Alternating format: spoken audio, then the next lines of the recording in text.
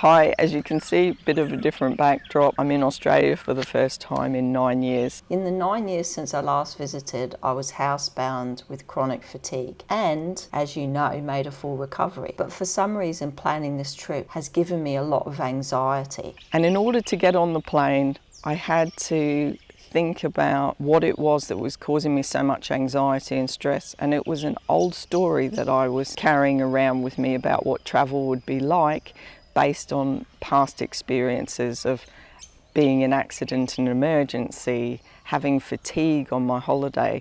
And that was stopping me seeing this trip as potentially something that could be different. And that's what today's video is about, the stories that we tell ourselves during chronic illness and how they can hold us back and stop us believing in ourselves, but also in our ability to heal. Anyone with a health issue has a health story, and it's usually made up of things like diagnosis from doctors, any sort of prognosis on whether treatment might be successful, and all of the attempts to recover that we've put into place over the years and what's worked and what hasn't.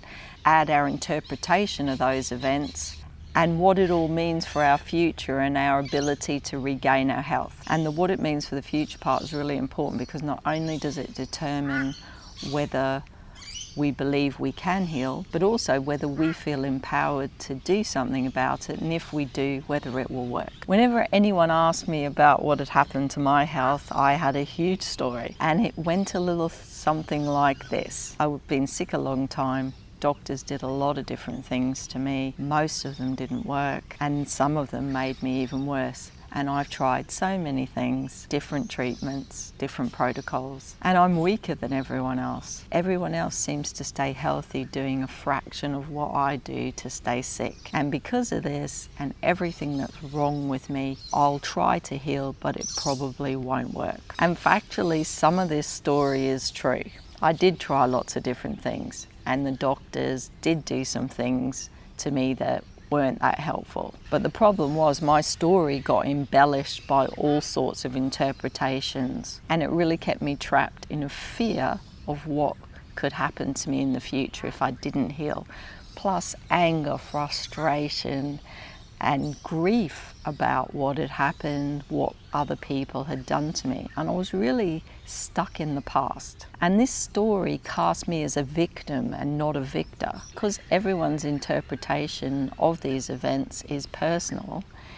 It means that we have a choice as to how we interpret them. And our stories can change to be something more hopeful and more helpful and support us in our health recoveries. So over time I changed my health story, and that took me forgiving the doctors who I felt had wronged me, having a look at the grief and working through that about what had happened, how my life had turned out, and accepting that those things were in the past and that actually they provided me with a lot of learning. And changing my story enabled me to open up to new possibilities, that the future could be different. And I decided whether the diagnosis and the prognosis I received was something I was willing to accept. And seeing myself as more of an agent in the process really empowered me. And I started to see the past as lessons, as I said, and also giving me knowledge that I could use to move forward.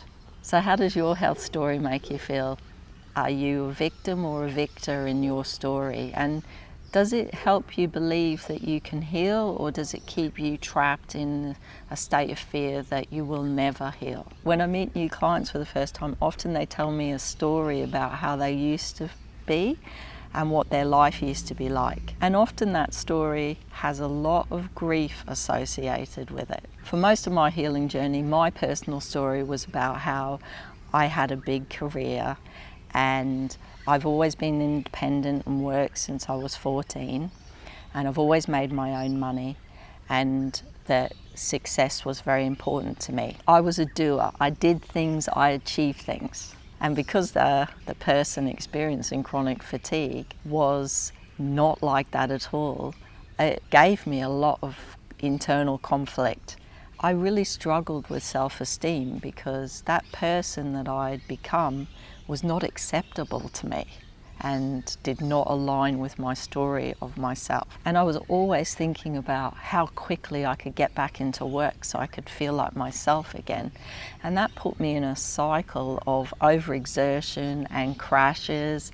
I was under an immense amount of pressure and stress all the time to get better so that I could be aligned with my true self, when what I needed to understand was that where I was at that point was my true self. And that story meant I could never accept myself as I was. And it was only when I got so tired and so fed up, and I realised that I couldn't be at war with myself anymore, and that the story that I had told had restricted me in so many ways and not opened me up to new ways of being.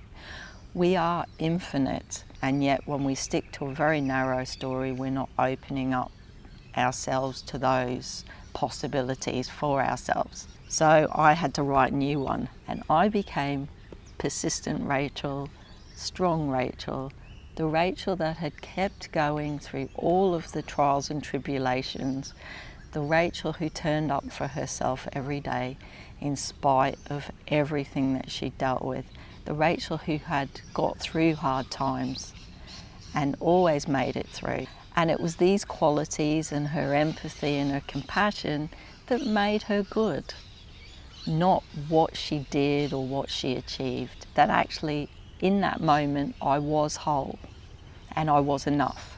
And changing this narrative took me out of that sorrow and grief and made me have a bit more self-empathy, kindness, and just peace, because I was aligned with myself. I wasn't in that conflict anymore. My original Who I Am story often revolved around a lot of perfection and control. And so that was completely at odds with the messiness and reality of chronic fatigue and pain. So if you have perfectionist tendencies and you struggle with them, make sure you check out this video, because I outline how I overcame my perfectionism so that I could get into a calmer, more healing place. Thanks so much for watching this video. I'll see you on the next one.